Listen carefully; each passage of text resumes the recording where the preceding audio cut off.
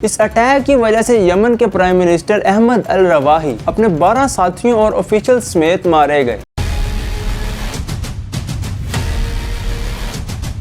अब तक America Yemen के अंदर 1000 टारगेट्स को हिट कर चुका है। यमन अकेला ही ऐसा मुस्लिम कंट्री है कि जिसने फलस्तीनियों की सपोर्ट में इजराइल के अगेंस्ट स्टैंड लिया।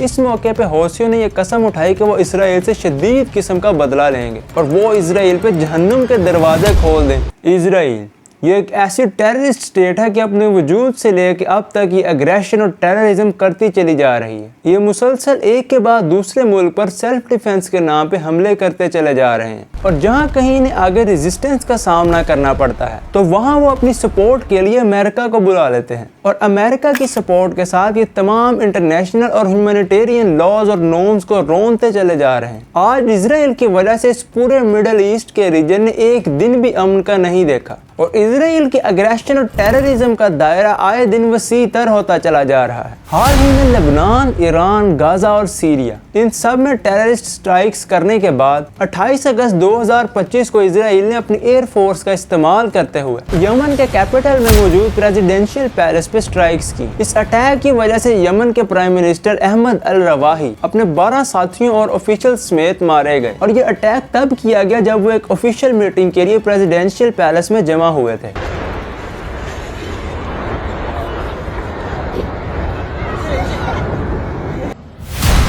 इस अटैक से मजीद दूसरे कई सिविलियंस भी इंजर्ड हुए और इन स्ट्राइक्स के बाद इसराइल ने यह कहा कि ये स्ट्राइक्स उन मिसाइल्स और ड्रोन्स का बदला है जो कि हौसियों ने इसराइल की तरफ दागे थे। पिछले कुछ सालों में रेड सी में इसराइल और इसराइली रिलेटेड शिप्स पे अटैक करने की वजह से इस यमनी मिलिटेंट ग्रुप ने काफी ज्यादा रीजनल अटेंशन और इंटरनेशनल रिकॉग्निशन हासिल की है। यमन का ये ग्रुप जिसे अंसारुल्लाह भी कहा जाता है असल में ईरान के एक्सिस ऑफ रेजिस्टेंस का एक हिस्सा है और ईरान के इस एक्सिस ऑफ रेजिस्टेंस में फलस्तीन में हमास और लेबनान में हिजबुल्लाह शामिल है। इस ग्रुप को सारा इक्विपमेंट ईरान ही प्रोवाइड करता है और इनकी अपनी फैक्ट्रीज भी हैं जहां ये मिसाइल्स और ड्रोन्स बनाते हैं। ईरान की एक्सिस ऑफ रेजिस्टेंस का ये वाहिद ग्रुप है जो आज भी फंक्शनली एक्टिव है और ईरान के इनके लिए वॉर इक्विपमेंट और एम्यूनेशन की सपोर्ट कोई सरप्राइज नहीं है और ईरान भी ये नहीं चाहता कि इसकी एक्सिस ऑफ रेजिस्टेंस की दूसरी प्रॉक्सीज की तरह इजराइल से भी डिसमेंटल कर दे। तो इस वजह से ईरान इन्हें सपोर्ट करता है। गाजा वॉर के शुरू से लेकर जब इजराइल ने गाजा में मौजूद लोगों का जेनोसाइड शुरू किया, हौसियों ने फलस्तीन और गाजा में मौजूद लोगों की सपोर्ट के लिए एक स्टैंड लिया और इनफैक्ट यमन अकेला ही ऐसा मुस्लिम कंट्री है कि जिसने फलस्तीनियों की सपोर्ट में इजराइल के अगेंस्ट स्टैंड लिया। हौसियों ने यह कहा कि जब तक इजराइल गाजा में जेनोसाइड खत्म नहीं कर देता और जब तक मुकम्मल सीज फायर नहीं हो जाता तब तक हम रेड सी में इजराइल और इससे एसोसिएटेड शिप्स को निशाना बनाएंगे और 2023 से ये ऐसा ही कर रहे हैं। हौसी फलस्तीन की सपोर्ट में इजराइल पर मिसाइल्स और ड्रोन्स फायर करते हैं। अगरचे इनके ये हमले ज्यादातर कारआमद साबित नहीं होते क्योंकि रेड सी में मौजूद यूएस और यूके के नेवल शिप्स ही इन्हें निशाना बनाते हैं और बचे कुचे मिसाइल्स और ड्रोन इसराइल का डिफेंस सिस्टम इंटरसेप्ट कर लेता है। तो इसी वजह से हौसियों ने किसी भी मुल्क की परवाह किए बगैर इसराइल के एसोसिएटेड शिप्स पे भी हमला करना शुरू कर दिया। अब तक हौसी 100 से ज्यादा इसराइल और इसकी अलाइड नेशन कंट्रीज के शिप्स पे हमला कर चुका है और इनमें से ज्यादातर डूब चुके हैं। इन हमलों के बाद अमेरिका और यूके ने भी यमन पे हमले करना शुरू कर दिए। अब तक अमेरिका यमन के अंदर 1000 टारगेट्स को हिट कर चुका है जिससे कई सिविलियन लोग भी मारे जा चुके हैं। अमेरिका ने हौसियों के storage facilities, launch sites, radars और कमांड एंड कंट्रोल सेंटर भी तबाह किए हैं और ये सब करने के बाद भी अमेरिका हौसियों को अपने जहाजों पर रेड सी में हमला करने से रोक नहीं सका। तो यूएस ने ये फैसला किया कि हम इन्हें पावर से नहीं रोक सकते, तो उन्होंने 6 मई 2025 को इनके साथ एक पीस एग्रीमेंट साइन कर लिया जिसके अकॉर्डिंग अगर ये यूएस के शिप्स पे हमला नहीं करेंगे तो यूएस भी यमन के अंदर स्ट्राइक्स नहीं करेगा। लेकिन यूएस ने ये पीस डील सिर्फ अपने लिए ही की, दूसरे कंट्रीज के लिए कुछ नहीं किया। दूसरे कंट्रीज के यमन पे हमले वैसे ही जारी रहे। इसराइल ने भी यमन की डीप टेरिटरीज में भी हमले करना शुरू कर दिए। इसराइल ने यमन की पोर्ट ऑफ हुदैदा की facilities, Sanaa international airport, power station और फ्यूल स्टोरेज साइट्स पे भी हमले किए।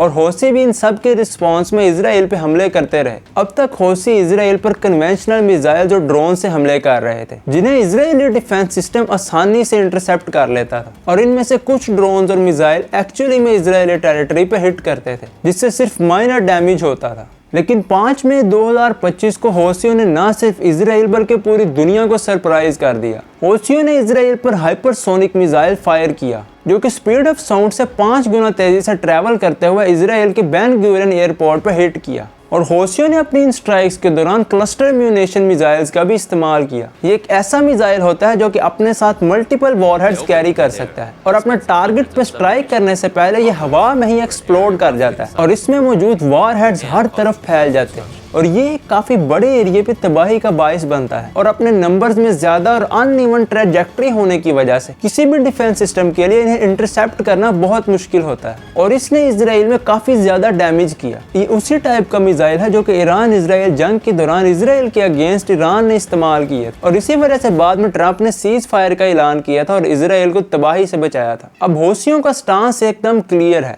वो ये कहते हैं कि ये हमले तभी रुकेंगे जब गाजा में मुकम्मल सीज फायर का ऐलान होगा। अब तक इसराइल ने गाजा को खंडर बना दिया है। इसराइल की गाजा में इन स्ट्राइक्स की वजह से अब तक 64,000 लोग मर चुके हैं और 1,64,000 से ज्यादा लोग जख्मी हैं। 19,000 से ज्यादा बच्चे मर चुके हैं। हर 10 में से 9 घर मुकम्मल तौर पे तबाह हो चुके हैं और अब इसराइल के फूड ब्लॉकेज की वजह से वहाँ के बच्चे भूखे मर रहे हैं। रिसेंटली हमने इस टॉपिक पे एक डिटेल वीडियो बनाई थी जिसमें फैक्ट्स और फिगर्स के साथ ये बताया गया था कि कैसे इसराइल ने गाजा के लोगों की फूड सप्लाई और एड को रोक के गाजा में एक मैन मेड फैमिन क्रिएट किया है। अगर आप चाहें तो इसके बाद आप वो वीडियो भी देख सकते हैं। हौसियों की इन स्ट्राइक्स की वजह से गाजा में होने वाले जेनोसाइड को रोकने की बजाय इसराइल ने अपनी एयरफोर्स का इस्तेमाल करते हुए यमन के कैपिटल में उनके प्रेसिडेंशियल पैलेस पे अटैक किया और उनके प्राइम मिनिस्टर और दूसरे मिनिस्टर्स को मार दिया। यमन की इस लीडरशिप को मारने की वजह से अब इस वॉर की नेचर बिल्कुल चेंज हो चुकी है, क्योंकि पहले ये जंग सिर्फ हौसियों और इसराइल के दरमियान थी, लेकिन अब ये जंग यमन और इसराइल के दरमियान हो चुकी और इस हरकत के बाद इसराइल ये समझता है कि उन्होंने यमन की इंटायर लीडरशिप को ही वाइप आउट कर दिया और हौसी अपने लीडरशिप के मरने की वजह से कोलैप्स कर जाएंगे।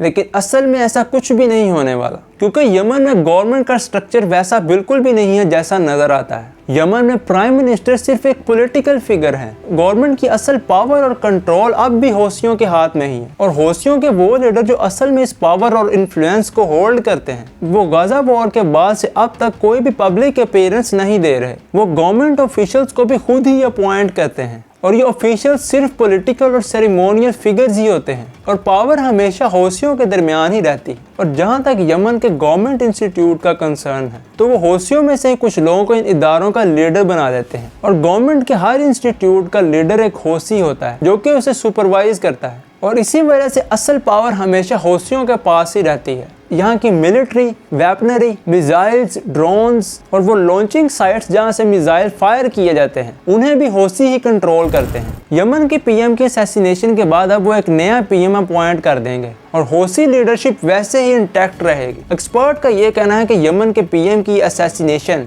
हौसियों को इसराइल पे हमला करने से नहीं रोक सकेगी और असल में भी कुछ ऐसा ही हुआ है। यमन के लोगों ने अपने पीएम और मिनिस्टर्स के जनाजे में हजारों की तादाद में शिरकत की और हौसियों ने यहाँ मौजूद लोगों से पब्लिक सपोर्ट हासिल की ताकि वो इसराइल पर मजीद स्ट्राइक्स कर सकें और यमन के लोगों ने भी इसराइल पर मजीद स्ट्राइक्स की डिमांड की। अंसारुल्लाह ने यह कहा कि हमारे प्राइम मिनिस्टर की शहादत ने हमें मजीद मजबूत कर दिया है और यमन के लोगों के अपने गाजा के भाइयों के लिए सपोर्ट मजीद बढ़ चुकी है। इस मौके पे हौसियों ने यह कसम उठाई कि वो इसराइल से शदीद किस्म का बदला लेंगे और वो इसराइल पे जहन्नुम के दरवाजे खोल देंगे। और इसराइल की इन स्ट्राइक्स के मुकाबले में यमन ने अपने डुअल मिलिट्री ऑपरेशन का आगाज किया और 24 घंटे के अंदर अंदर इसराइल पर 3 मिसाइल और मल्टीपल ड्रोन्स फायर किए और इन 3 मिसाइल्स में 2 कन्वेंशनल और 1 क्लस्टर म्यूनिशन मिसाइल था। कन्वेंशनल मिसाइल तो इंटरसेप्ट हो गए लेकिन क्लस्टर म्यूनिशन मिसाइल इंटरसेप्ट नहीं हो सका और ये इसराइल के सेंसिटिव एरियाज पे जाके हिट किया जिससे इसराइल के एयरपोर्ट्स ऑपरेशन सस्पेंड हो गए